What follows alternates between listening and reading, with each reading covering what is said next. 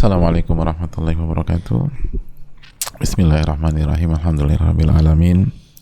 Wa bihi nasta'in ala umuri dunya waddin. Wassalatu wassalamu ala nabiyyina Muhammadin al-mab'uts lil alamin wa ala alihi wa sahbihi wa man sara ala nahjihi bi ihsanin ila yaumidin wa ba'd. Hadirin Allah muliakan, marilah kita membuka majelis ini dengan bersyukur kepada Allah Subhanahu wa taala atas segala nikmat dan karunia yang Allah berikan dan Allah limpahkan kepada kita, sebagaimana salawat dan salam semoga senantiasa tercurahkan kepada junjungan kita, uswah hasanah kita, Nabi kita Muhammadin sallallahu alaihi wasallam beserta para keluarga, para sahabat dan orang-orang yang istiqomah berjalan di bawah naungan sunnah beliau sampai hari kiamat kelak. Hadirin Allah muliakan, dan juga di awal perjumpaan kita kali ini marilah kita meminta pertolongan kepada Allah agar Allah memberikan kita kekuatan, taufik dan hidayahnya sehingga kita bisa belajar, kita bisa memahami dan kita bisa mengamalkan apa yang kita pelajari. Allahumma inna nas'aluka ilman nafi'a wa na'udzubika min ilmin la yanfa'. Ya Allah, berikanlah kami ilmu yang bermanfaat dan lindungilah kami dari ilmu yang tidak bermanfaat. Dan hadirin sekalian, khususnya ibu-ibu yang menyimak maupun bapak-bapak yang ikut hadir pada kesempatan kali ini, pada kesempatan kali ini menu kita adalah sebuah hadis yang sangat penting atau sebuah riwayat yang sangat penting, khususnya buat ibu-ibu sekalian, khususnya buat wanita, karena kita ingin jadi orang baik, bahkan kita ingin memaksimalkan potensi yang Allah berikan kepada kita sebagai seorang wanita. Kita ingin jadi wanita solehah, kita ingin menjadi wanita yang bertakwa kepada Allah Subhanahu wa ta'ala. Dan salah satu cara menjadi wanita solehah, wanita yang baik, wanita yang bertakwa kepada Allah Subhanahu wa ta'ala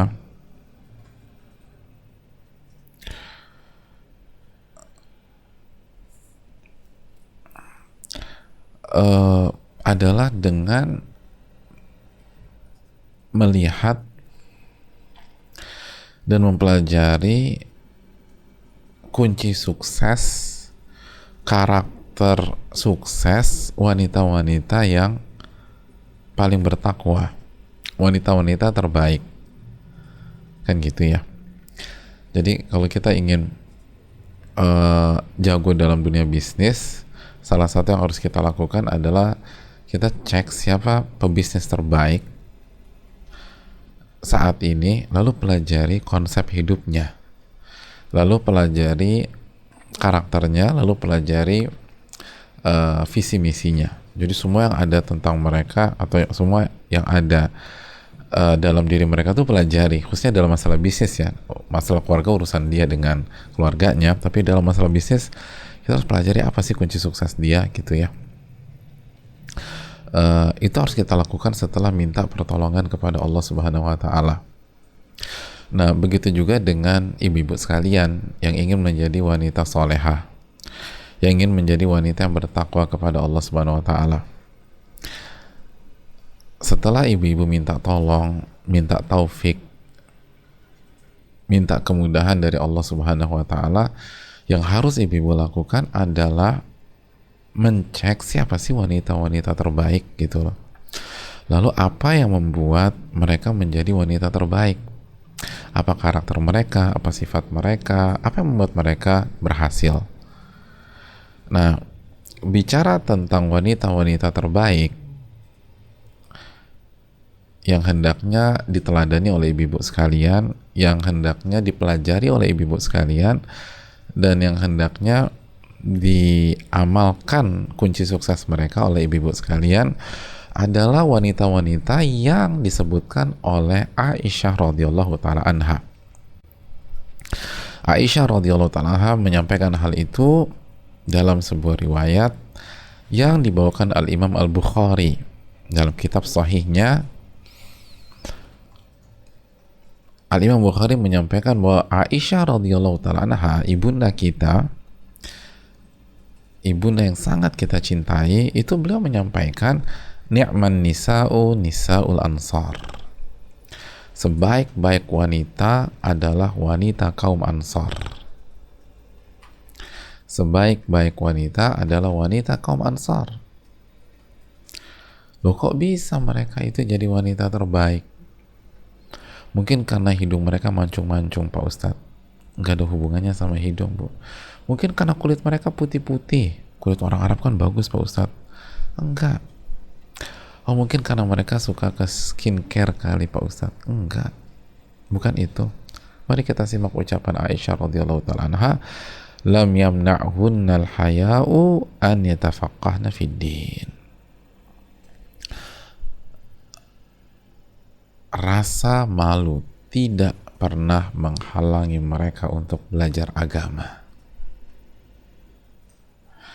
Rasa malu itu tidak pernah mencegah mereka, menghalangi mereka untuk mempelajari agama, untuk faqih dalam agama, mempelajari dan mengamalkan agama. An yatafaqqahna fid din, mempelajari dan mengamalkan agama. Itu wanita-wanita terbaik, ibu-ibu sekalian. Sekali lagi catat baik-baik, ibunda kita radhiyallahu taala anha Aisyah menyampaikan, ni'man nisa'u nisa'ul ansar, sebaik-baik wanita adalah wanita kaum Ansar. Wanita kaum Ansar. Lam yamna'hunnal haya'u an yatafaqqahna fid din. Rasa malu nggak pernah mencegah dan menghalangi mereka dari belajar dan mengamalkan agama. Hadirin Allah muliakan, makanya Imam Bukhari membawakan riwayat ini dalam sebuah bab. Catat baik-baik babnya, babul haya'i fil ilm, bab malu dalam ilmu, atau bab minder dalam ilmu, gitu loh. Pesannya adalah jangan pernah malu dalam ilmu. Makanya dibawakan wanita kaum Ansar itu nggak pernah malu dalam ilmu, nggak pernah malu dalam ilmu. Hadirin Allah muliakan, inilah yang hendaknya ibu-ibu catat, dan bukan hanya catat, tancapkan di dalam diri kita. Untuk urusan ilmu jangan pakai kata malu atau minder. Untuk urusan ilmu jangan pernah menggunakan kata malu atau minder. Nah, ini penyakit kita, kebanyakan malunya, akhirnya nggak bisa-bisa. Bu, mohon maaf, kenapa nggak ikut belajar tahsin dan baca Quran? Malu, Ustadz. Coba Ustadz lihat, semua pesertanya anak SD. Saya sendiri yang udah tua. Bu, ibu kan juga anak SD. Bedanya cuma beda generasi. Mereka anak SD hari ini, ibu angkatan tahun 60-an. Sama-sama anak SD, beda generasi doang. Jadi ngapain minder? Akhirnya nggak bisa-bisa, karena kelas buat orang tua nggak pernah dibuka, misalnya di sebuah kampung atau di sebuah negeri. Yang ada cuma kelas anak-anak. Ya udah, masuk aja kelas anak-anak.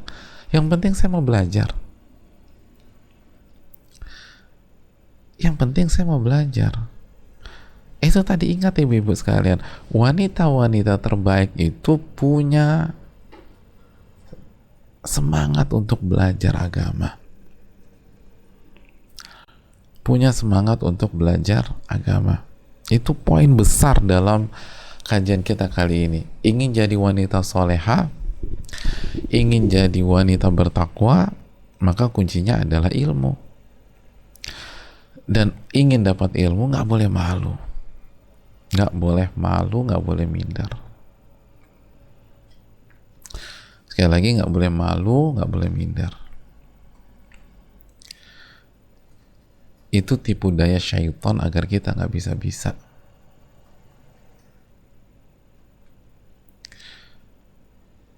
Makanya ibu-ibu sekalian, Al-Imam Mujahid pernah menyampaikan sebuah kaidah di dunia ilmu. Catat baik-baik kaidah ini. Ini juga diriwayatkan Imam Bukhari dalam kitab sahihnya.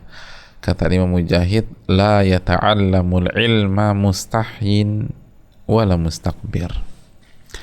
Tidak akan belajar ilmu agama. Artinya tidak akan sukses dalam belajar. Tidak akan berhasil dalam belajar orang yang malu dan orang yang sombong. Gak akan berhasil, gak akan sukses. Orang yang malu dan orang yang sombong. Ilmu itu tidak punya tempat, tidak punya seat untuk dua orang ini, sombong dan minder atau malu. Enggak. Untuk orang bodoh ada seat, masih ada tempat, nggak usah khawatir. Aku bodoh nih, saya masih bisa belajar, pasti masih ada kesempatan belajar. Tapi kalau udah sombong, nggak ada, udah nggak akan berhasil. Kalau udah minder, enggak. Jadi yang buat gagal tuh bukan karena kita nggak ngerti, bukan karena kita bodoh, tapi karena kita minder, karena kita malu-malu.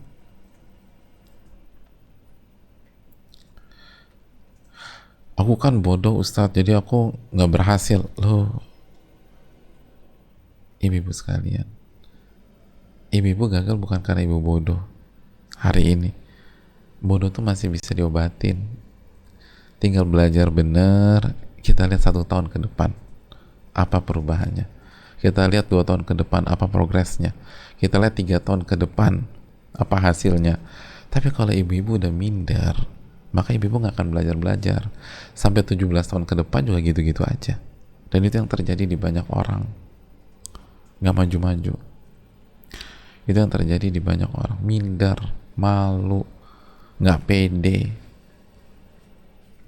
La yata'allamul ilma mustahyin wala mustakbir. Tidak akan berhasil dalam dunia ilmu orang yang minder dan orang yang sombong. Ini camkan baik-baik. Jadi aku masih ada kesempatan belajar Ustadz. Usiaku udah 53 tahun. Bismillah. Maju aja terus. Bismillah. Usiaku udah 55 Pak Ustadz. Kayaknya gak mungkin. Kata siapa gak mungkin? Bismillah. Berjuanglah. Jangan pernah sombong dan jangan pernah minder. Itu wanita gagal. Wanita-wanita terbaik gak pernah minder dan sombong. Makanya itu ucapan Aisyah, sebaik-baik wanita adalah wanita kaum Ansar. Mereka nggak pernah minder, yang mencegah mereka untuk belajar agama. Pede aja. Jadi wanita Ansar ibu pede dalam arti bukan pede kepada dirinya sendiri, tetapi mereka tidak minder karena mereka yakin dengan perintah Allah dan Rasulnya. Tugas mereka minta pertolongan kepada Allah, lalu belajar. Tugas mereka minta pertolongan kepada Allah, lalu melangkah. Hasilnya serahkan sama Allah. Bisa atau nggak bisa bukan urusan kita, ibu-ibu. Yang penting kita belajar dulu. Itu hal yang perlu kita camkan. Ibu-ibu yang Allah muliakan, pertanyaannya simpel. Mengapa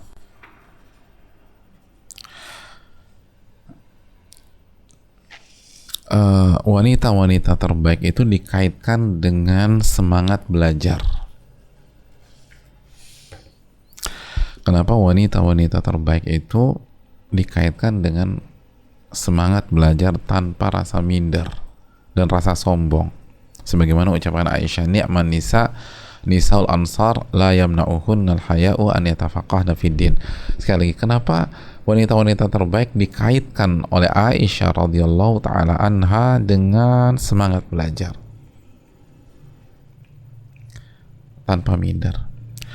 Ibu-ibu sekalian, karena ini kajian wanita, kita nukilkan ucapan salah satu wanita terbaik, salah satu ulama wanita di era klasik. Siapa? Ummu Darda, seorang wanita yang alimah, faqihah, pakar dalam agama beliau ini, zahidah, zuhud. Beliau mengatakan, walaqad talabtul ibadata fi kulli syai'in, aku telah berusaha beribadah dalam segala hal. Jadi kata Ummu Darda itu, hidup saya itu saya dedikasikan untuk ibadah. Pokoknya saya udah ibadah kemana-mana, dan ibadah dalam hal apa aja yang bisa saya kerjakan gitu loh. Jadi hidup saya, waktu saya dedikasikan untuk ibadah. Ibadah macam-macam udah deh. Bahasa kita, Ummu Darda tuh udah khatam. Mau apa? Membaca Quran, mau sholat, mau tahajud, mau apa? Mau duha, mau rawatib, khatam, mau witir, mau hifadz, mau hafal Quran, mau infak sedekah, mau berbakti sama suami, dan lain seterusnya. Khatam. Beliau telah beribadah di berbagai macam kondisi dan berbagai macam varian ibadah. Lalu kata Ummu Darda, lihat ibu-ibu, ini dari wanita ke wanita. Kita bukan bicara ulama laki-laki, kita bicara ulama wanita. Fama asabtu li nafsi syai'an ashfa min mujalasatil ulama wa mudhakaratihim. Dan aku tidak pernah merasakan satupun ibadah yang lebih menyembuhkan dibanding duduk bersama ulama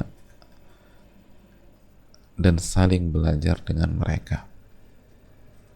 Itu yang paling menyembuhkan jiwa dan hati.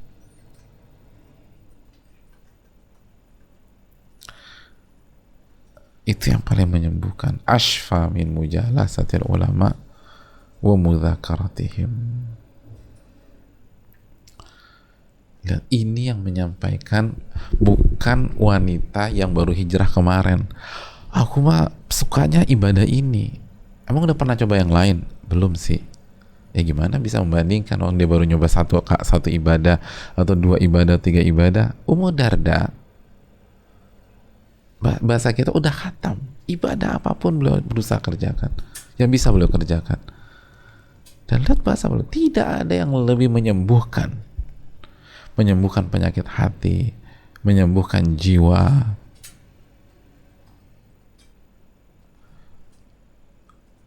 menyembuhkan kemunafikan, menyembuhkan kesombongan, menyembuhkan ketidakikhlasan, menyembuhkan luka akibat serangan-serangan syaitan di dalam diri dan jiwa, dibanding mujalasatul ulama, duduk di majelis ulama, duduk bersama ulama dan saling belajar dengan mereka. Masya Allah. Itu hadirin. Makanya begitu wanita semangat ibadah, otomatis hadirin yang Allah muliakan, hatinya bersih. Jadi begitu wanita tuh cinta terhadap ilmu, semangat mempelajari ilmu, lalu ilmu itu diamalkan, otomatis hatinya bersih. otomatis jiwanya bersih. Dan begitu hati dan jiwa bersih, maka anak tangga menjadi yang terbaik ada di hadapannya. Anak tangga untuk menjadi yang terbaik ada di hadapannya.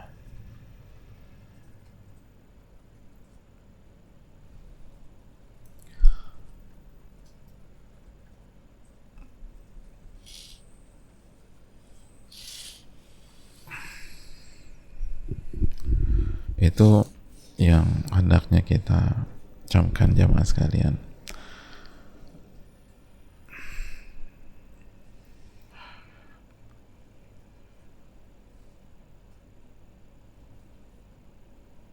Ucapan siapa tadi jamaah? Ummu Darda. Makanya jamaah, ibu-ibu sekalian,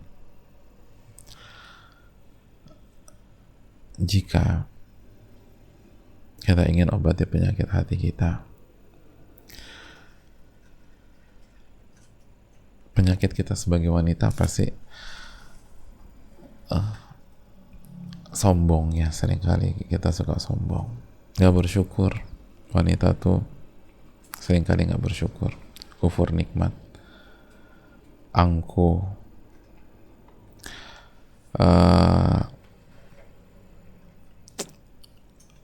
seringkali sebagian suka hasad.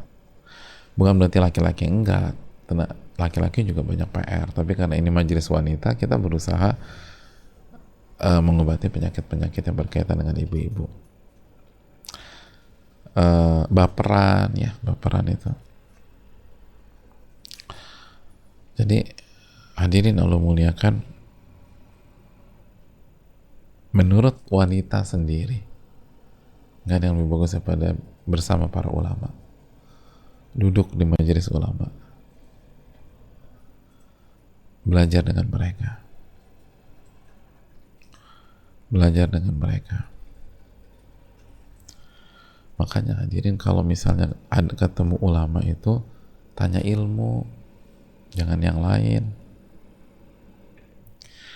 karena itu yang menyembuhkan penyakit hati kita.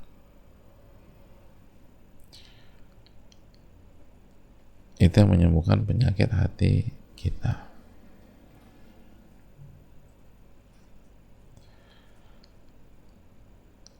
Hadirin Allah muliakan, makanya gak heran bahwa para ulama, para wanita-wanita di zaman Nabi SAW, wanita-wanita di zaman Nabi SAW itu sangat memberikan perhatian tentang masalah ini. Dan salah satunya sudah kita bahas,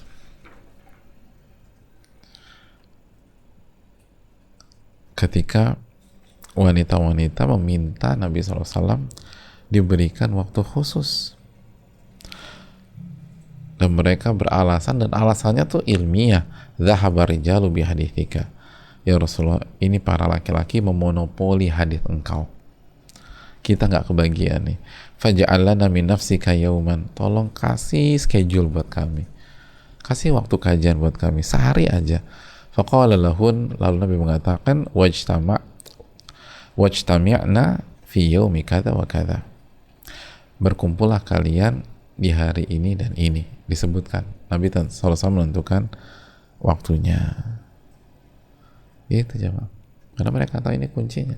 Nggak ada yang lebih menyembuhkan hati kecuali ilmu, nggak ada yang menyembuhkan jiwa kecuali ilmu. Sebagian wanita dendam, itu nggak ada yang bisa menyembuhkan dendam dibanding ilmu tentang iman, ilmu tentang takdir, dan lain-lain. Sebagian wanita punya trauma masa kecil karena pengalaman yang pahit. Nggak ada yang bisa menyembuhkan trauma masa kecil kecuali ilmu tentang Allah, ilmu tentang iman, ilmu tentang takdir, dan lain sebagainya. Jadi ini belajar ilmu ini penting jemaah. Harus terus. Lihat wanita di zaman Nabi semangat, ibu-ibu nggak boleh kalah semangat. Ibu-ibu tidak boleh kalah semangat. Ini kunci keberhasilan, kunci menjadi wanita baik adalah uh, mengawalinya dengan ilmu. Makanya ibu-ibu sekalian, Islam itu sayang sama ibu-ibu sekalian. Allah dan Rasulnya ingin ibu-ibu semakin hari semakin bertambah kualitas. Hujan ya ibu, di sini hujan, Allahumma shayyiban nafi'a. Lalu berikanlah hujan yang bermanfaat. Ibu-ibu yang daerahnya hujan, jangan lupa baca doa.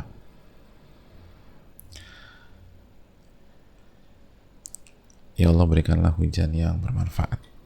Ya. Hadirin Allah muliakan. Sampai mana kita tadi itu, Bu? Oh ya, kenapa demikian ibu-ibu sekalian? Karena Allah dan Rasulnya itu sayang sama ibu-ibu. Nah, bukti sayang Allah dan Rasulnya, ibu-ibu disuruh belajar. Ibu-ibu dimotivasi untuk belajar. Tapi belajar tuh capek, Ustadz. Memang capek, Bu. Tapi belajar Quran tuh berat, Pak Ustadz. Betul, di awal khususnya. Tapi itulah kunci kebahagiaan, kunci perbaikan, dan kunci menjadi wanita soleha.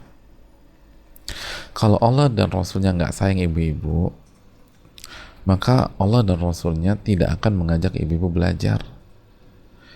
Terkesan lebih enak sih, terkesan lebih mudah, terkesan lebih santai dalam hidup. Kan enak kan, nggak perlu belajar tuh ya, rebahan, jemput anak, ngobrol-ngobrol, ketawa-ketawa, seru-seruan, pulang, besoknya begitu lagi, jemput anak, atau ngantar anak kalau kondisi normal ya. Kalau sekarang ya udah deh, biarin aja anak-anak sama ibu guru atau bapak gurunya masing-masing, kita santai-santai. Terkesan lebih enak. Tapi apakah ibu-ibu menjadi wanita lebih baik lagi? Enggak.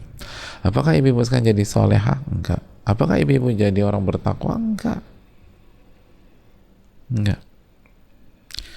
Allah dan Rasulnya sayang sama ibu-ibu. Allah dan Rasulnya ingin ibu-ibu jadi wanita yang kuat. Bagaimana agar fisik boleh wanita, tapi kalau misalnya la qadarullah di antara ibu-ibu hasil swabnya positif, maka ibu-ibu lebih kuat, lebih kokoh daripada ribuan laki-laki yang tidak mengerti ilmu agama. Betapa banyak laki-laki drop, Bu. Tapi ibu-ibu sekalian, ketika terima hasil swab, yang diingat adalah Rabbul Alamin. Maka yang terjadi adalah ketenangan. Ala bidzikrillahi tatmainnul qulub. Ketahuilah dengan mengingat Allah hati jadi tenang. Mengingat Allah hati jadi tenang. Ingat lagi pengguguran dosa, tambah tenang lagi kita. Ingat bahwa penyembuh dan pemberi penyakit itu Allah, maka pasti Allah kasih yang terbaik buat saya. Semangat deh. Itu jamaah. Itu apa kalau bukan ilmu? Dan itu dibuka seluas-luasnya oleh Islam, ibu-ibu. Bahkan bukan dibuka, Islam itu bukan hanya kasih kesempatan buat ibu-ibu, tapi diperintah, bahkan diwajibkan. Karena banyak wanita itu tidak mengerti mana yang baik buat dirinya. Namanya juga laki-laki dan wanita kan manusia, sukanya yang sesuai nafsu aja, yang cenderung enak aja, malas capek-capek, malas pegel-pegel, malas ngafalin, malas nyatet, malas duduk manis di kajian, malas. Makanya kita sayang, kita perintahkan. Allah sayang, Allah perintahkan.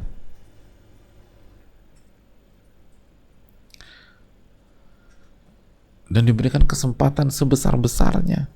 Makanya Al-Imam Asy-Syaukani rahimahullah, Al-Imam Asy-Syaukani, beliau pernah mengatakan bahwa lam yunqal an ahadin minal ulama bi annahu radda khabar imra'atin likauniha imra'atan. Al-Imam Asy-Syaukani rahimahullah ta'ala menyatakan tidak pernah tercatat dan tidak pernah ternukilkan ada satupun ulama yang menolak hadis atau ilmu dari wanita hanya gara-gara dia seorang wanita.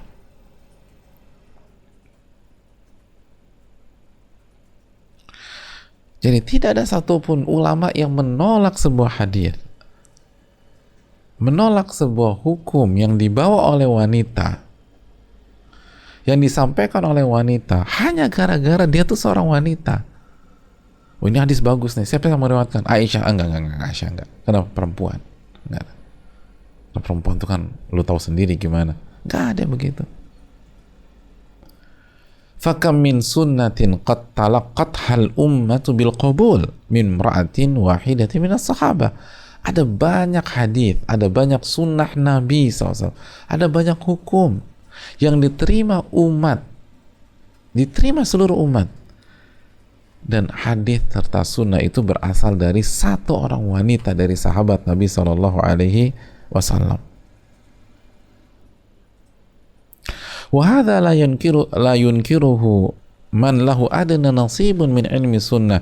Dan tidak ada satupun yang mengingkari fakta ini. Tidak ada satu orang pun yang mengingkari fakta ini, walaupun dia hanya memiliki ilmu yang sangat kecil dari sunnah Nabi SAW. Jadi maksudnya sampai orang yang baru belajar sunnah, yang tahunnya cuma sedikit aja ya, sampai yang punya ilmu seperti lautan dan samudera, semua sepakat. Nggak ada ceritanya wanita itu ditolak hanya gara-gara dia wanita. Enggak. Karena Allah dan Rasulnya sayang sama wanita. Ulama kita sayang sama wanita. Mereka ingin wanita tuh maju, ibu-ibu tuh semakin baik dari zaman ke zaman. Kita yang nggak sayang sama diri kita, ibu-ibu, disuruh belajar sama Allah dan Rasulnya, nggak belajar.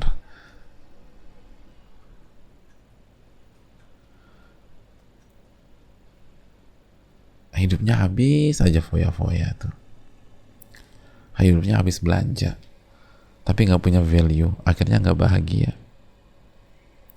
akhirnya tidak bahagia. Makanya harus belajar, jamaah. Apalagi kondisi susah. Ini tantangan ibu-ibu di hari-hari itu berat.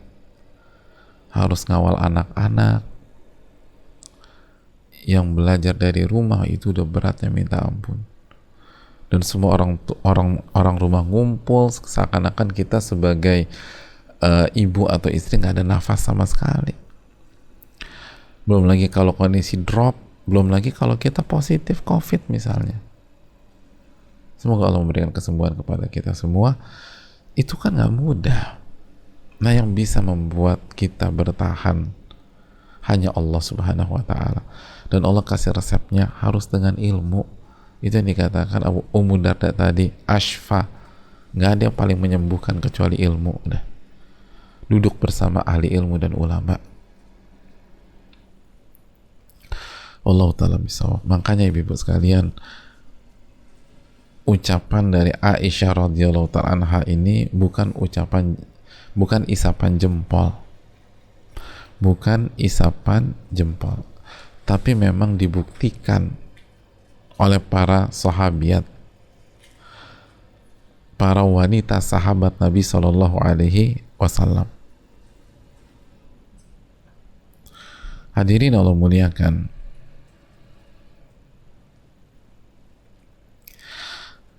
Sebagai contoh, apa yang dibawakan Imam Bukhari.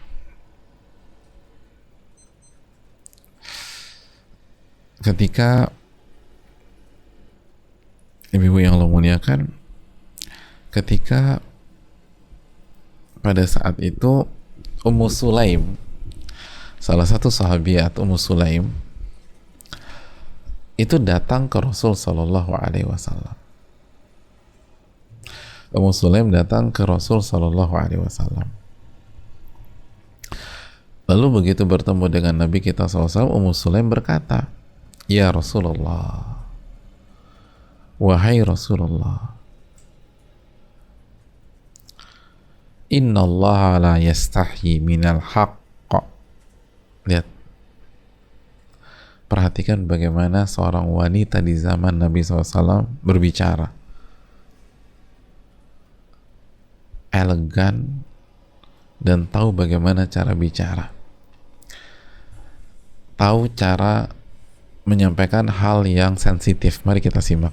Ya Rasulullah, wahai Rasulullah, sesungguhnya Allah tidak malu, tidak malu untuk membicarakan kebenaran. Nggak malu.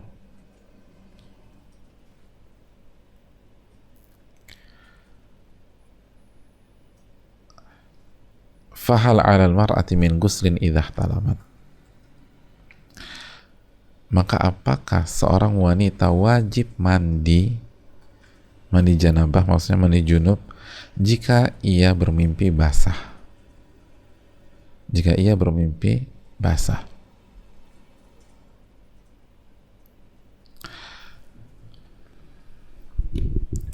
Hadirin yang Allah muliakan,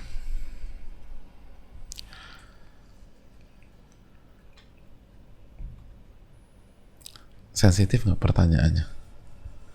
Sensitif.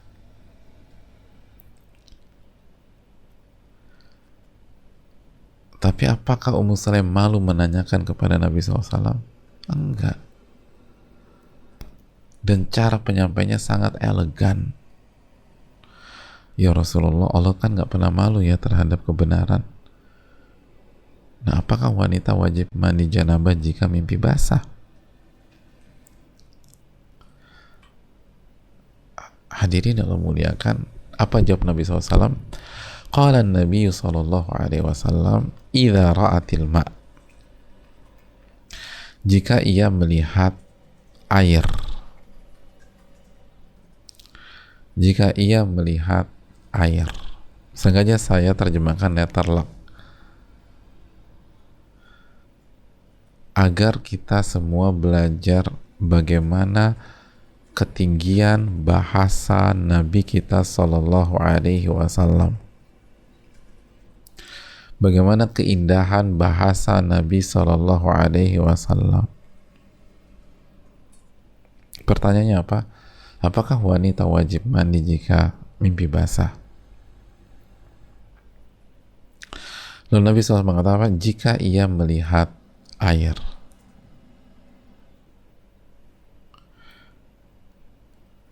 Faghattat Ummu Salamata ta'ni wajaha. Itu di majelis itu jamaah ada Ummu Salamah. Itu Ummu Salamah udah malu terus nutup wajah beliau, malu. Pertanyaan ini, tapi Ummu Sulaim cuek aja.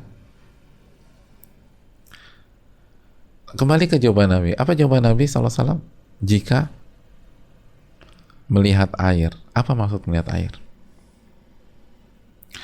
Maksudnya adalah apabila wanita tersebut mengeluarkan mani pada saat ia bermimpi. Lalu pada saat ia bangun, ia melihat mani tersebut.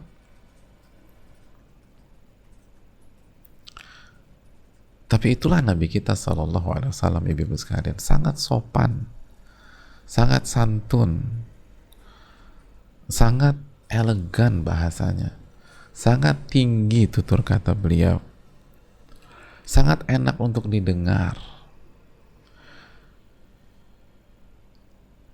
nyaman dibaca orang tua dan nyaman dibaca anak kecil, atau nyaman dibaca orang tua di hadapan anak kecil.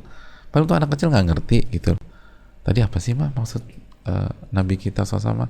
Nanti aja mama jelasin gitu. Maksudnya apa? Maksudnya parameternya adalah keluarnya air mani.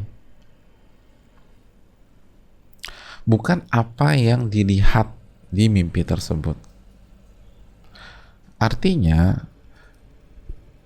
apabila atau apapun yang ia lihat dalam mimpinya tersebut apapun, tapi ia tidak mengeluarkan mani, maka dia tidak wajib mandi. Jadi apapun yang dia lihat dalam mimpinya tersebut, atau apapun mimpinya, mungkin itu yang lebih tepat ya, apapun mimpinya, kalau dia tidak mengeluarkan mani, maka dia tidak wajib mandi, atau dia tidak mandi, dia masih suci, bukan hadat besar. Sebaliknya, kalaupun ada wanita nggak bermimpi apapun, tapi setelah pas dia bangun, dia melihat mani, maka dia wajib mandi. Jadi dia tolak ukurnya adalah idza ra'atil ma', jika dia mengeluarkan mani lalu dia melihat ada mani pada saat dia bangun tidur. Dia tajam, tepat, sopan.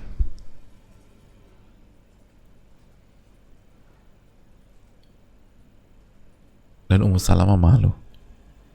Tapi Ummu Salamah nggak malu.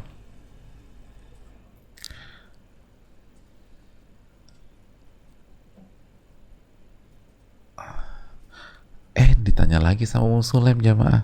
Wa qalat ya Rasulullah wa tahtalimul mar'atu. Ummu Sulaim bertanya lagi, ya Rasulullah, ya udah kalau gitu pertanyaan yang lebih mendasar deh. Apakah wanita itu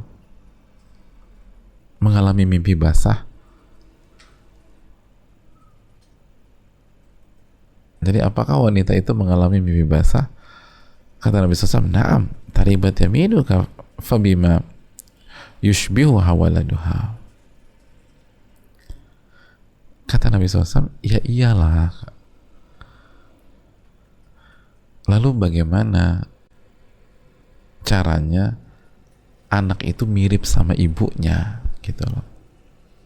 Artinya kemiripan anak ke ibunya itu karena ibunya mengeluarkan mani.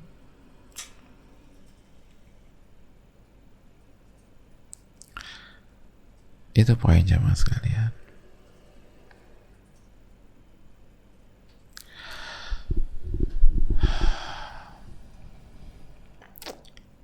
Sensitif, tapi karena disampaikan oleh seorang wanita sahabiat dengan cara yang elegan, lalu dijawab oleh Nabi kita SAW dengan sangat elegan, jadi biasa aja. Dan menariknya, coba ibu-ibu renungkan deh. Saya mau tanya, ini pertanyaan ditanyakan langsung atau pakai secari kertas?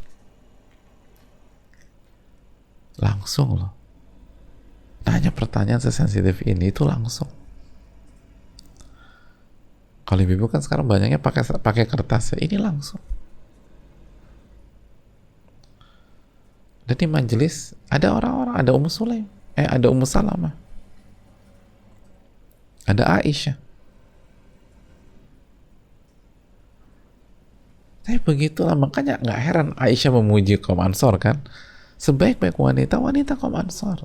Mereka tuh nggak malu untuk belajar. Mereka optimis aja. Mereka serahkan sama Allah.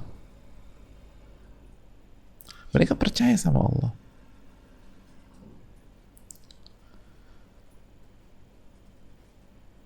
Itu hal yang perlu kita camkan. Jadi kalau ibu-ibu ingin menjadi wanita terbaik, ibu-ibu harus semangat belajar dan jangan malu. Terakhir ibu-ibu sekalian, malu yang dimaksud adalah malu minder ya ibu-ibu. Dan kenapa banyak dari kita malu minder? Karena kita masih memikirkan komentar manusia. Kita masih memikirkan komentar makhluk. Kita masih khawatir dinyinyirin oleh manusia. Masa usia segitu belum gak bisa baca Quran, akhirnya minder. Duduk di kajian, isinya anak-anak semua. Kita doang yang usia 40 tahun. Kenapa kita gak mau? Karena gak enak kalau dilihatin oleh orang lain. Lalu dikomentarin orang. Itu dah. Maka tips terakhir, kalau kita ingin menjadi wanita yang tidak minder, sebagaimana tidak sombong juga, tapi tampil all out, mengejar apa yang kita butuhkan, mengejar apa yang bermanfaat buat kita tanpa minder. Kuncinya adalah ikhlas, hanya berharap kepada Allah Subhanahu wa taala, jangan berharap pada manusia. Begitu kita tidak mencari komentar, tidak mencari pujian, tidak berharap sama manusia, kita nggak peduli manusia bilang apa tentang kita ketika kita belajar sudah terlambat, atau ketika kita belajar di usia tua, ketika kita dikumpul sama anak kecil, ketika kita disatukan sama yang masih muda-muda, ketika kita harus baca dan bacaan kita jelek, ya kan, di depan umum, tolong baca Quran, bacanya berantakan, tapi kita pengen berubah. Yang membuat kita minder pada saat kita baca berantakan apa sih? Karena kita khawatir dikomentari manusia atau dipandang buruk oleh manusia. Lagi-lagi itu tentang ketidakikhlasan. Maka jadilah wanita yang ikhlas. Lalu yang kedua, tuntutlah ilmu semaksimal mungkin dan amalkan, maka insya Allah kita jadi wanita yang terbaik. Ini yang bisa disampaikan, semoga bermanfaat. Kita buka sesi tanya jawab. Wassalamualaikum warahmatullahi wabarakatuh.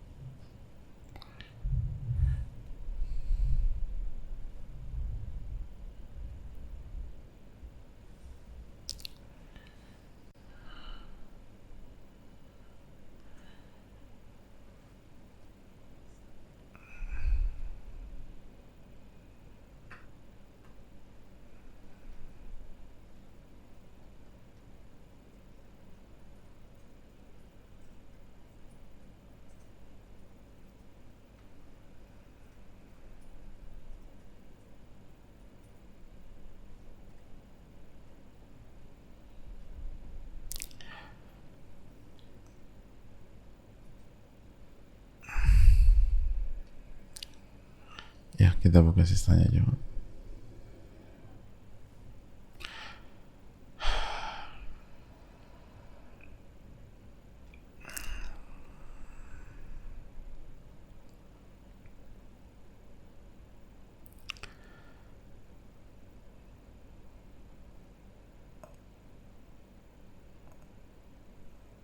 Assalamualaikum warahmatullahi wabarakatuh. Waalaikumsalam warahmatullahi wabarakatuh. Jazakallah atas transfer ilmunya Ustadz, sama-sama, semoga bermanfaat. Semoga Allah menjaga, merahmati Ustadz, keluarga, tim, jamaah dan seluruh kaum muslimin diberi ampunan, taufik, hidayah dan keistiqomahan oleh Allah Subhanahu wa taala. Amin ya rabbal alamin. Semoga penanya juga mendapatkan hal yang sama. Ustadz, apakah wanita yang tidak atau belum menikah kehilangan kesempatan jadi wanita terbaik dalam pandangan Allah?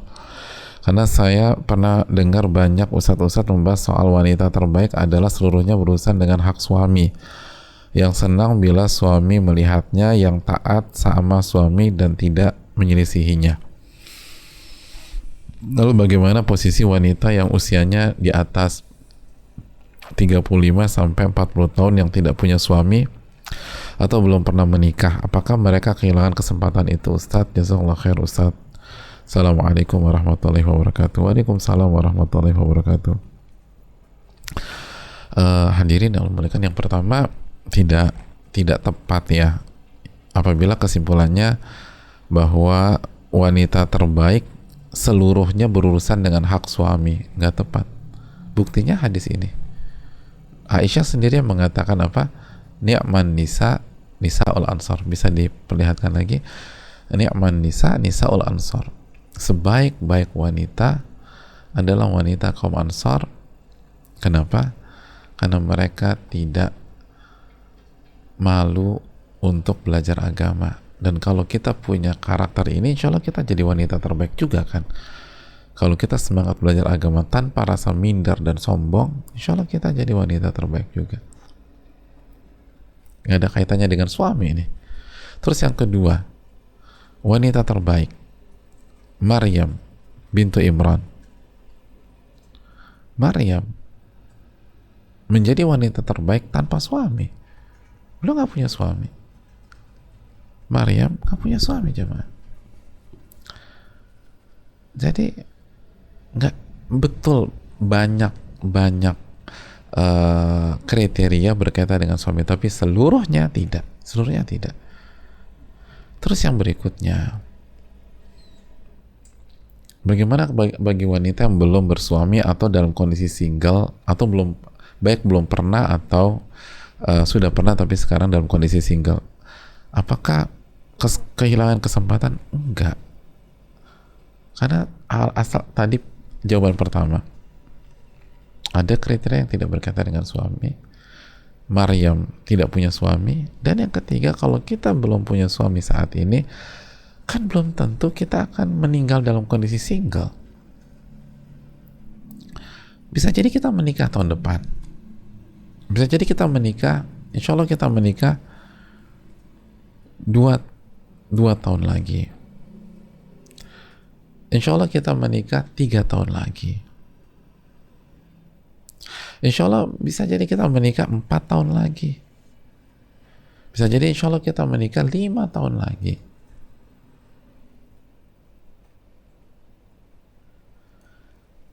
Kan hidup nggak hanya hari ini aja.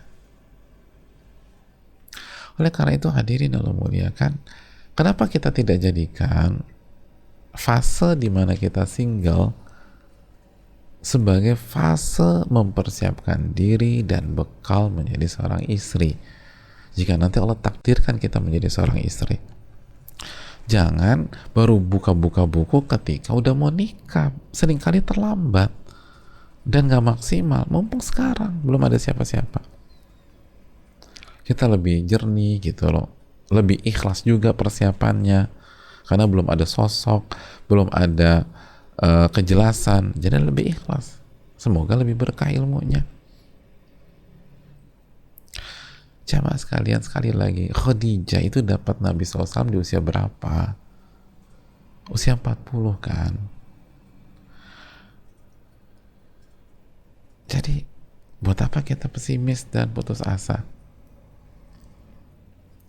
Terus Saudah dapat Nabi SAW di usia berapa, jamaah? 50-an tahun dapat Nabi SAW. Yang melamar beliau Nabi kita SAW 50-an tahun, subhanallah.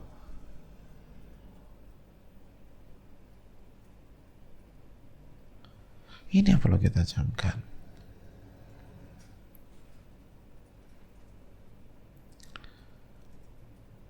Oleh karena itu jamaah yang Allah muliakan,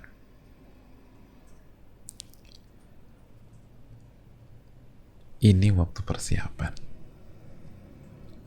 Dan contoh yang lain, bagi yang mungkin baru dapat ilmu tentang hak suami setelah pernikahannya berakhir, misalnya suami udah meninggal, terus beliau nggak ada rencana nikah lagi karena udah usia 60-an tahun, 70-an tahun, baru tahu. Apakah sia-sia? Justru enggak. Ilmu tentang suami istri ini sebagai kesempatan mengevaluasi diri atas kinerja pada saat kita menikah sebelumnya, lalu kesempatan beristighfar dan bertaubat sebelum kita wafat. Oke, kita nggak ada rencana menikah lagi, tapi pertanyaan, emangnya kinerja kita sebagai istri di pernikahan sebelumnya bagus? Belum tentu. Bisa jadi kita banyak melakukan kesalahan dan kita nggak ngerti karena kita belum ngaji, belum hijrah. Dan sekarang kesempatan untuk belajar. Dan kalau ternyata banyak kesalahan, ini waktunya bertobat kepada Allah. Wallahu ta'ala bishawab.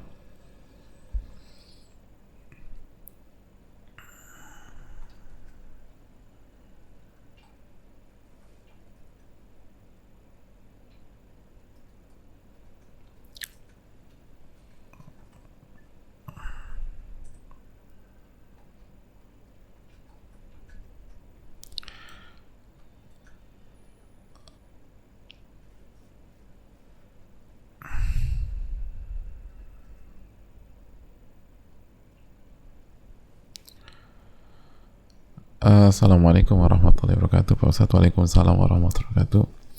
Semoga Pak Ustadz, keluarga, dan tim serta seluruh umat Islam senantiasa mendapatkan rahmat dan kasih sayang Rabbul Alamin. Amin ya Rabbal Alamin. Begitu juga dengan bertanya.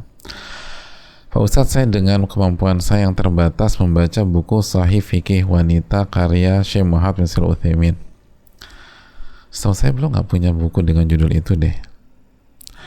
Coba dicek lagi, atau mungkin itu judul dari penerjemah atau penerbit. Tapi Sahih Fikih Wanita rasanya beliau tidak punya kitab itu, tapi itu ilmu saya yang terbatas, perlu dicek lah itu pokoknya. Dan menemukan bahwa saya harus membayar hutang puasa saya selama hamil 30 hari dengan puasa berturut-turut lebih baik. Maka saya berusaha mengamalkan, saya berusaha mengamalkan fatwa tersebut.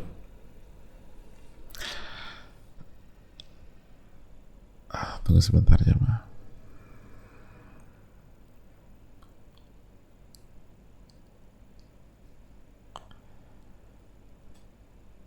Apa yang saya yakini terbaik untuk agama saya tersebut. Namun suami saya tidak suka sama sekali setiap saya berpuasa. Menurut suami saya itu tidak kuat dan jadi sering sakit. Karena memang saya masih menyusui dan mengurus 3 balita. Akhirnya suami saya sering memerintahkan saya berbuka puasa. Saya bingung Pak Ustadz, apakah saya harus menuruti perintah suami saya? Tapi kan status ini puasa wajib. Apakah boleh buka puasa wajib karena suami meminta?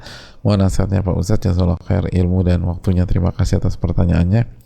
Kalau tolong bisa dengan keterbatasan ilmu saya, masalah apa yang harus dilakukan seorang wanita ketika ia hamil dan menyusui, ini masalah khilaf kuat di tengah-tengah para ulama, lebih dari satu pandangan, lebih dari satu pendapat.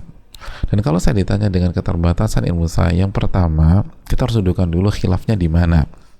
Khilafnya ada pada wanita yang khawatir, atau khilafnya ada pada kondisi yang mengkhawatirkan, baik yang khawatir ibunya atau dokter yang khawatir tentang hal tersebut. Ada banyak ibunya semangat puasa tapi dokter khawatirnya kalau dipaksain bahaya. Jadi ada kekhawatiran akan mengganggu si ibu atau si kecil. Itu kondisi yang diperselisihkan para ulama. Adapun kalau kondisinya tidak ada kekhawatiran, maka harus puasa gitu, nggak boleh berbuka.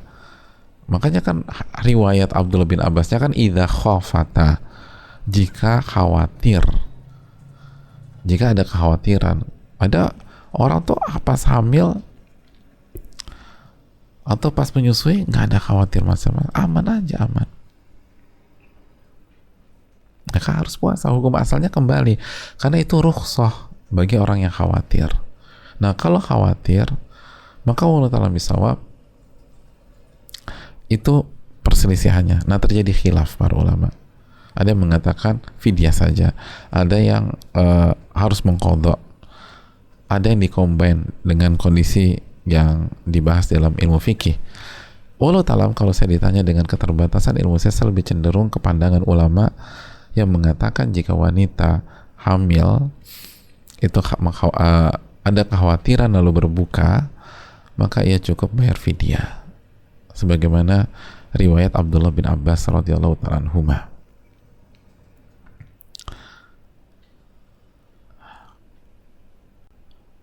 Itu hal yang perlu kita camkan. Dan sesuai dengan riwayat Abdullah bin Abbas, karena riwayat ini menyelisihi qiyas, tapi tidak ada satupun para sahabat yang menyelisihinya dengan pengamatan sebagian para ulama. Tapi intinya ada riwayat itu. Kalau panjang lebar agak ke sana, tapi kita buat simpel aja, karena ada riwayat dari Abdullah bin Abbas. Dan ini juga berlaku bagi wanita menyusui jika masa nifas sudah lewat. Adapun wanita menyusui yang masa nifas, maka hukum asalnya dia tidak boleh berpuasa dan harus mengqadha di saat dia nifas. Jadi bukan, nggak usah diperdebatkan lagi. Ini nifas fidyah atau qadha ya. Kalau nifas dia nggak boleh puasa. Hukumnya sama dengan haid. Nifas sama dengan haid. Maka dia nggak boleh puasa dan dia mengqadha. Setelah nifas, pada saat dia wajib berpuasa, lalu dia khawatir, baru di situ terjadi khilaf sebagaimana wanita hamil. Dan ulama kalau dia khawatir, dia cukup bayar fidyah saja. 1 hari untuk 1 fakir miskin. 1 hari dia tidak berpuasa gitu ya, kasih makan 1 fakir miskin. Allah ta'ala alam.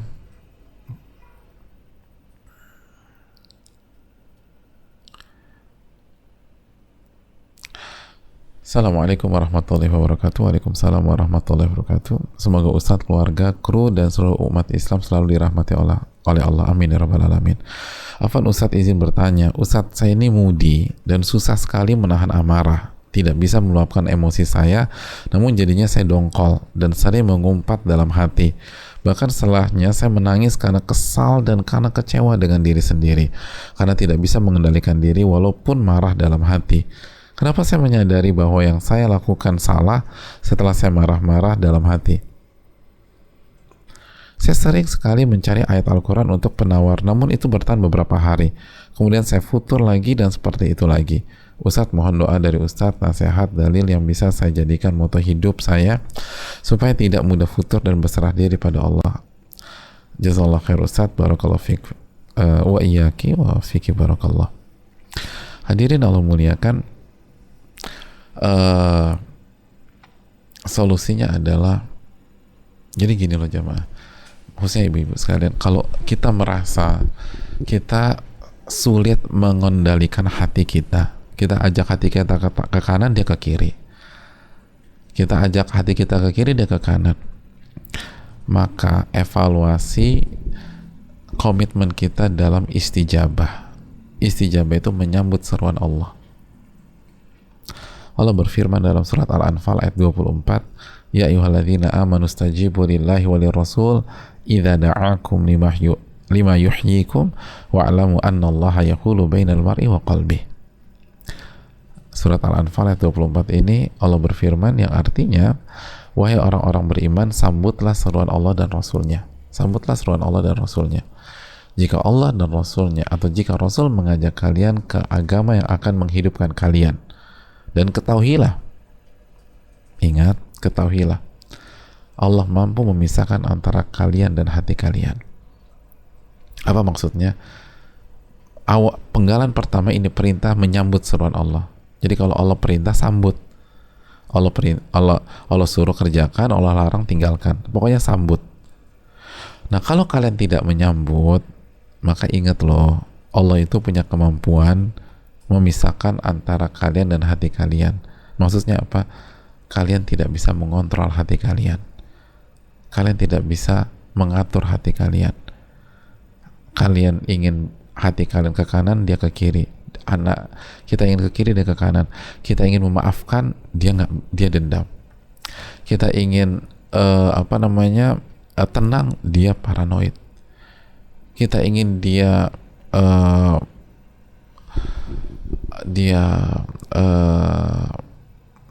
sabar, dia emosional. Nggak bisa dikontrol hati kita. Kalau nggak bisa dikontrol dan nggak bisa diatur, maka tanyalah diri kita, apakah kita sudah menyambut seruan Allah Subhanahu Wa Taala apa tidak. Dan inilah konsep al-jaza min jinsil amal. Balasan itu tergantung jenis perbuatan. Balasan mau diatur adalah punya kemampuan ngatur, gitu maksudnya. Balasan nggak mau diatur, nggak bisa ngatur. Jadi maksudnya gini, ketika kita mau diatur sama Allah, maka Allah akan kasih kemampuan kepada kita untuk mengatur hati kita. Dan kalau kita nggak mau diatur sama Allah, Allah akan buat hati kita nggak mau diatur sama kita. Kalau kita membangkang kepada Allah, Allah akan buat hati kita membangkang kepada kita. Balasan membangkang, dibangkangi. Balasan diatur, mengatur. Hati kita mau diatur sama kita. Wallahu ta'ala bisawab, mungkin itu. Jadi coba deh, sambut seruan, coba evaluasi apa perintah Allah yang kita sia-siakan. Awalnya berat pasti, tapi mintalah pertolongan kepada Allah. Allah Ta'ala bisa.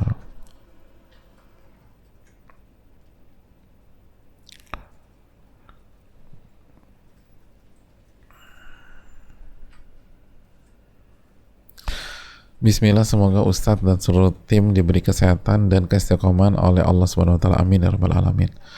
Ustadz ingin bertanya, Ana lagi berusaha menghafalkan Al-Quran, tapi Ana sering banget lupa. Sampai-sampai Ana bertafakur dahulu zaman sahabat nggak ada fasilitas seperti zaman sekarang.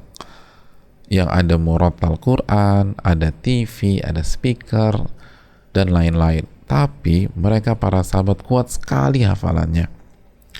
Adakah tips dan amalan untuk menguatkan hafalan Quran, Ustadz? Jazakallahu khairan, barakallahu fikum.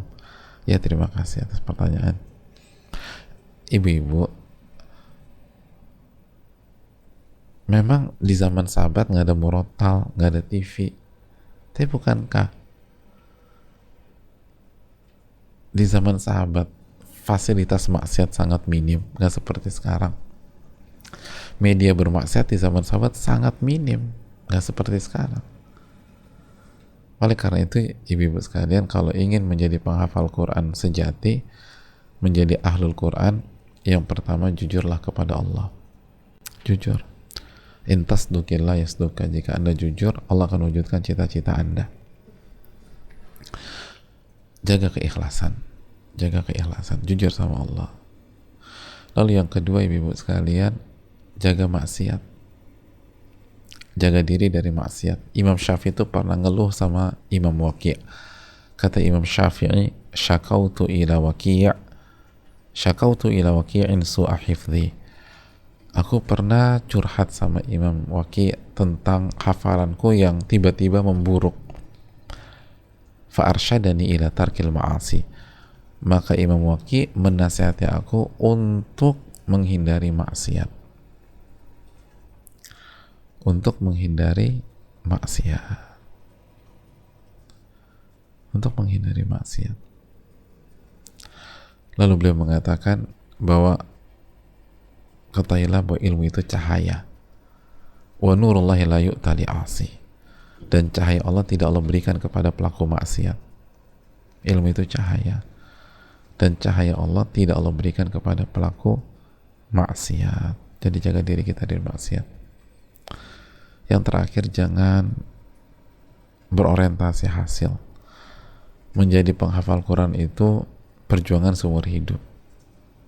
Yang terpenting lakukan prosesnya dengan penuh keikhlasan, penuh kejujuran, dan diamalkan ayat yang kita baca dan hafal semampu kita. Maka insya Allah Allah akan berikan taufik dan menerima amal ibadah kita. Wallahu ta'ala bishawab.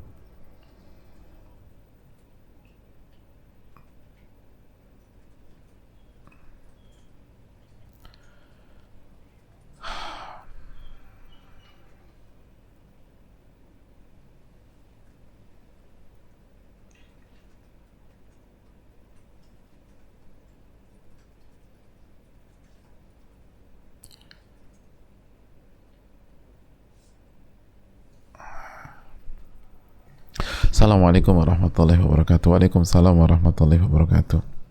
Semoga Allah memberikan keberkahan usia, waktu, dan memberikan kebaikan di dunia serta di akhirat kepada Ustadz, keluarga Ustadz, tim dan keluarga tim yang ada di belakang layar. Amin ya rabbal alamin. Saya mengucapkan terima kasih banyak atas kesempatan dan ilmu yang mahal ini sehingga saya dapat mengikuti kajian Ustadz. Terima kasih atas adabnya. Namun saya rasa yang hendaknya kita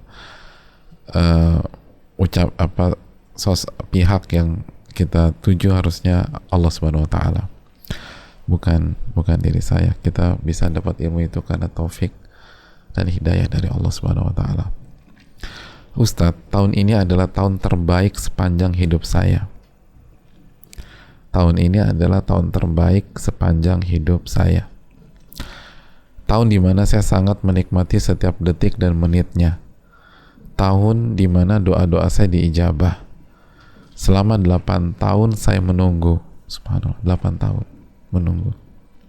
Saya belum memiliki keturunan, namun doa terbesar saya selama ini dikabulkan tahun ini Ustadz, yaitu mertua perempuan saya yang selama ini secara ilmu pengetahuan tidak mungkin rasanya usia 80 tahun bisa berubah, namun akhirnya beliau berubah. Beliau sholat 5 waktu tepat waktu. Allah Akbar, 80 tahun. Allah kasih hidayah jamaah. Akhirnya sholat 5 waktu tepat waktu. Ipar laki-laki saya yang sangat menentang tentang ajaran Islam, dengan mudahnya Allah membalikkan hatinya menjadi seorang anak laki-laki dari mertua saya yang soleh dan patuh. Allahu Akbar. Ustadz, saya hanya ingin berbagi kebahagiaan ini dengan tim Ustadz dan jamaah online yang ada. Ustadz, semoga Ustadz, tim dan keluarga diberikan kesehatan keluarga agar bisa istiqomah membersamai kami dengan kajian online ini. Terima kasih, jazakallahu khair. Saya terima kasih kepada yang menyampaikan, kepada ibu ini, karena saya dapat ilmu dan hikmah nih. Jazakillah khairan. Ya, Allah tuh nggak tidur jamaah. La ta'khudhuhu sinatu wala naum. Allah itu nggak ngantuk, nggak tidur. Jangan pernah suudzon dengan Allah Subhanahu wa taala, berpikir Allah nggak kabulkan doa kita. Lihat beliau 8 tahun tanpa kenal lelah berdoa, dan kalau Allah kasih hidayah, nggak ada yang bisa tolak. Itu kan yang kita baca setiap kita selesai sholat fardu jamaah. Allahumma la mani'a lima a'taita wa la mu'tiya lima mana'ta. Ya Allah, tidak ada yang bisa menghalangi kalau Engkau sudah memberi, dan tidak ada yang bisa memberi kalau Allah sudah menghalangi. 80 tahun dapat hidayah itu kan subhanallah. 80 tahun. Dan ini harus cambuk bagi kita semua. Dan khususnya buat ibu-ibu ya, lihat beliau. Yang pertama pandemi loh. Beliau merasa ini tahun terbaik beliau di kondisi pandemi. Di saat ribuan bahkan mungkin jutaan wanita di dunia ini pada ngeluh semua. Dan beliau bilang ini tahun terbaik. Terus yang kedua, beliau belum dapat keturunan. Bukankah ini momok yang menghantui banyak wanita? Seakan-akan itulah parameter kebahagiaan. Dan ketika belum punya anak, seakan-akan dia belum menjadi wanita yang sempurna. Dia lupa Aisyah nggak punya anak jemaah.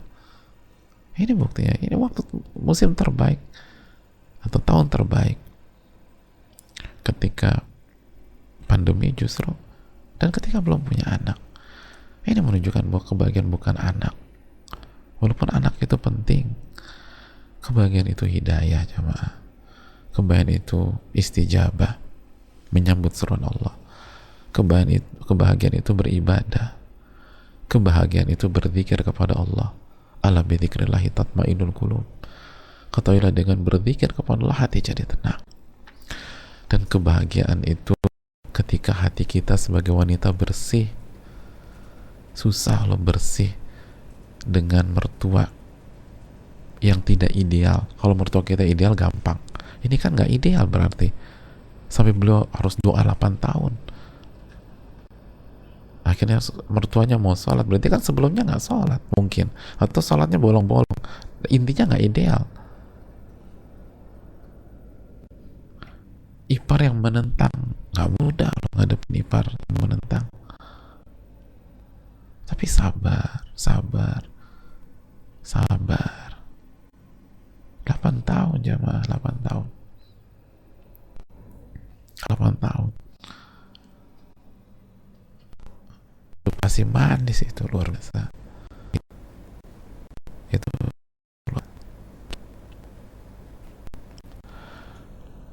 dan gak ada yang lebih indah daripada hidayah. Makanya kan doa kita pasti Rabbana hablana min azwajina wa dhurriyyatina qurrata a'yun waj'alna lil mu'minina imama. Ya Allah, jadikanlah istri dan anak penyejuk hati kami, penyejuk mata dan hati kami, dan jadikanlah kami pemimpin bagi orang-orang yang beriman. Apa kata para ulama? Gak ada yang lebih nikmat Tidak ada yang lebih indah dipandang, tidak ada yang lebih sejuk dipandang kecuali hidayahnya orang-orang terdekat. Ya, subhanakallahumma wa bihamdika, la ilaha illa anta, astaghfiruka wa atubu ilaik. Assalamualaikum warahmatullahi wabarakatuh.